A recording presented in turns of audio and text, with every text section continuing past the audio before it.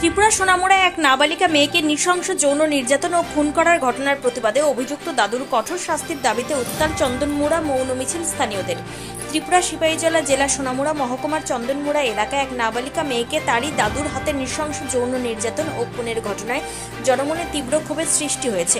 অভিযুক্ত দাদু প্রাণবল্লভ দাসের দৃষ্টান্তমূলক শাস্তির দাবিতে এবং মৃত নাবালিকা মেয়েটির আত্মাশান্তি কামনায় এলাকায় এক বিশাল নীরব মৌন মিছিল বের করেন স্থানীয় বাসিন্দারা। স্থানীয় বাসিন্দাদের স্বতঃস্ফূর্ত অংশগ্রহণে আয়োজিত এই মিছিলে এক শোকাবহ পরিবেশ তৈরি হয়। মিছিলে অংশগ্রহণকারীদের হাতে ছিল অভিযুক্ত দাদু প্রাণবল্লভ দাসের ফাঁসি ও কঠোরতম সাজার দাবি সম্বলিত বিভিন্ন প্ল্যাকার্ড। মৌন মিছিলটি চন্দনমুড়ার প্রধান পথগুলি পরিক্রমা করে। মিছিলে সামিল গ্রামবাসীরা জানান যে নৃশংসতা ওই নাবালিকা মেয়েটির উপর চালানো হয়েছে তা সভ্য সমাজে কল্পনা করা যায় না। রক্তের সম্পর্কের এক ব্যক্তির হাতের নাতনির এই মর্মান্তিক পরিণতিতে গোটা এলাকায় শোকের ছায়া নেমে এসেছে। মিছিল শেষে এলাকাবাসীরা সংবাদ মাধ্যমের সামনে তাদের ক্ষোভ উগরে দিয়ে বলেন, আমরা চাই এই ঘটনার দ্রুত বিচার হোক এবং অপরাধী যাতে কোনোভাবেই ছাড় না পায়। ভবিষ্যতে এই ধরনের জঘন্য অপরাধ রুখতে দৃষ্টান্তমূলক কঠোর সাজা নিশ্চিত করতে হবে পুলিশ প্রশাসনকে।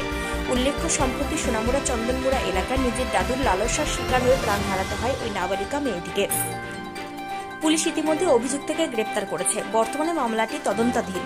এই মৌন মিছিলের মাধ্যমে পুলিশ প্রশাসনের ওপর চাপ সৃষ্টি করে দ্রুত বিচার প্রক্রিয়া সম্পন্ন করার দাবি জানিয়েছেন গোটা এলাকাবাসী। ইতিমধ্যে আমরা মিডিয়ার মাধ্যমে সকল রাজ্য না শুধু সারা দেশব্যাপী মানুষ জেনে গেছে, গত 29 তারিখে সোনামুড়া থানাধীন চন্দনমুড়া গ্রামে একটা ন্যাক্কারজনক ঘটনা হয়েছে।